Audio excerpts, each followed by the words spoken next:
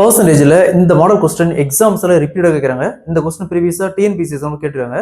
அதாவது ஏயின் வருமானம் பிஐ விட 24% குறைவு எனில் பியின் வருமானம் ஏஐ விட எத்தனை சதவீதம் அதிகம் கேட்குறாங்க. பர்சன்டேஜில் இந்த மாடல் சம் கேட்டாங்களா எப்படி குயிக்காக சால்வ் பண்ணலாம் போகலாம்.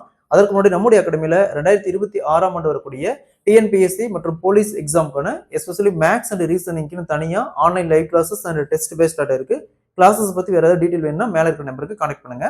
கொஸ்டின்ல ஏயின் வருமானம் பிஐ விட 24% குறைவு அப்படிங்கிறாங்க. ஸோ ஏ பி ரெண்டு பேர் இருக்கிறாங்க. ஏயின் வருமானம் பிஐ விட 24% குறைவு அப்படிங்கிறாங்க.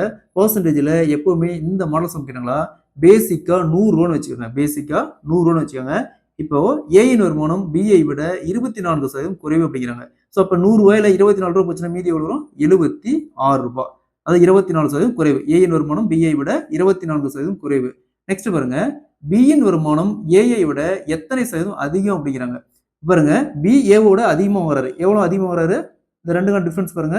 100 ரூபாயில 76 போச்சுன்னா மீதி 24. ஸோ பி பார்த்தோம்னா அதிகமாக வர 24 ரூபா அதிகமாக வராங்க.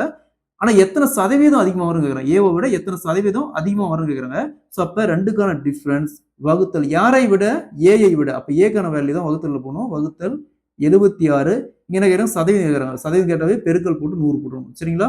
நெக்ஸ்ட் 4ஆல் கேன்சல் பண்ணா இங்கே 6, இங்கே 19. ஸோ 6 × 100 600 வகுத்தல் 19%.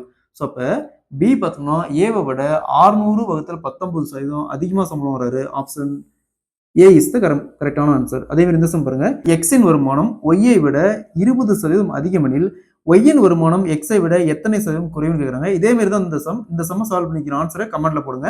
ஸோ இந்த ரெண்டு சம்மும் நீங்க சால்வ் பண்ணிட்டாவே இந்த மெத்தட்ல எப்படி சம் நீங்க ஈஸியாக சால்வ் பண்ணிடலாம்.